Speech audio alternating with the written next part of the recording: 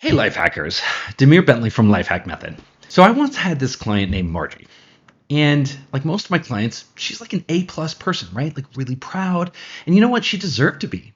She was like a super successful lawyer. She was a partner at a law firm, but something was really wrong.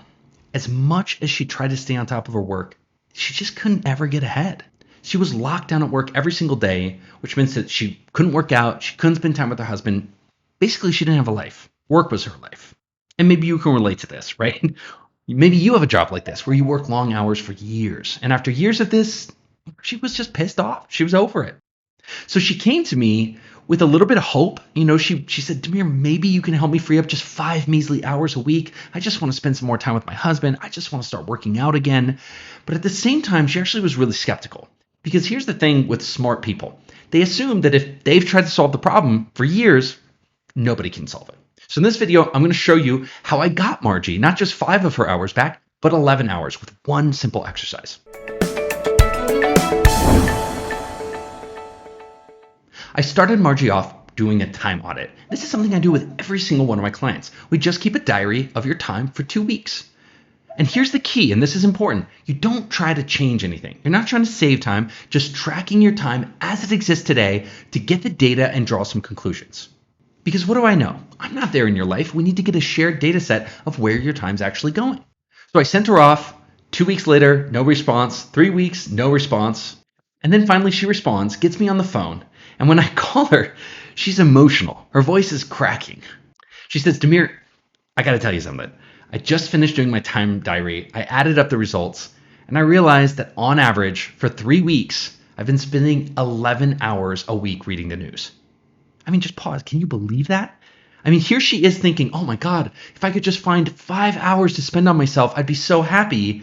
Thinking, oh, I don't have even 1 second to myself. And yet, that whole time, she'd been spending 11 hours a week reading the news.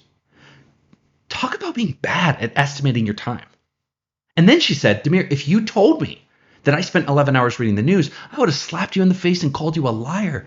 But it turns out that it's true. Gang, that's the power of a time audit. It helps us overcome our internal cognitive biases where we think we know where our time is going, but we don't.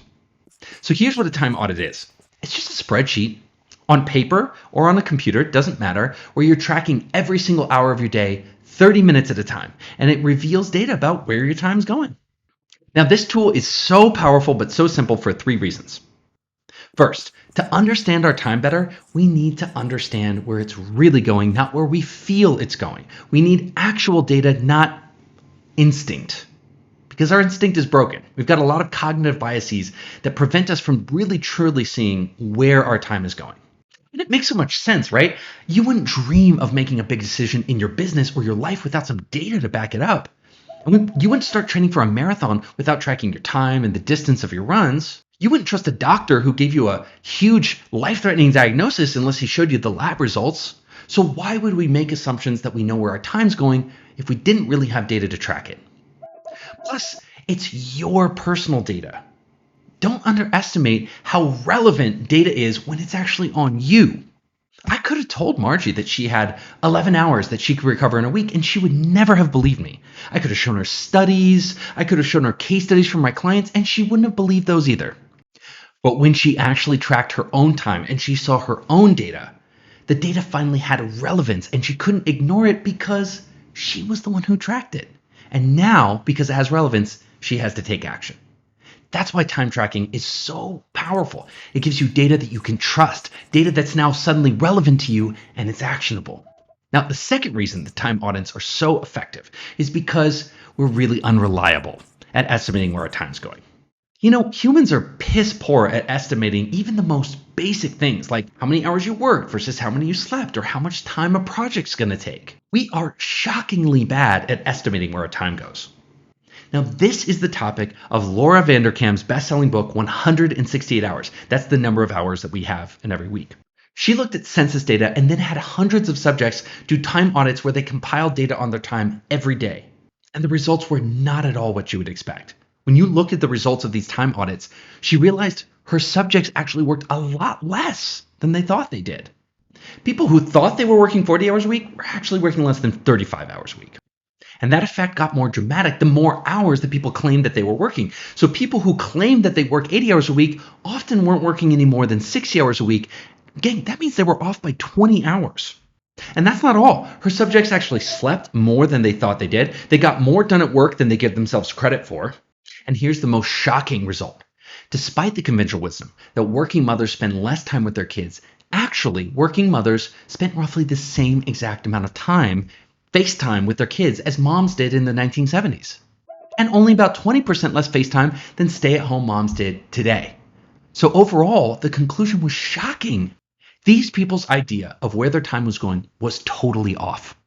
Totally off. And because of that, their narrative and opinion about themselves was totally off too.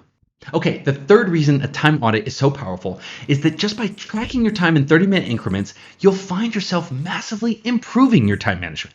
That's right, you'll actually spend your time more wisely when you know that you have to enter the results into a tracker. This goes back to that famous saying, what gets measured gets managed. Gang, we've known for a long time that the very act of tracking something, noticing it, makes you better at allocating it. Tony Robbins says where attention goes, energy flows. Studies show that this principle applies just in losing weight. People who track their calories or keep a food journal are almost twice as likely to lose weight as people who don't. And people who track their money with a budget are more likely to save money, and on and on. So gang, it stands to reason that people who track their time end up finding more time in the week. Now, I know this is like a dumb moment, but it's actually profound. What if it was really this simple? What if all we had to do to get more time was just track our time purposefully as a choice?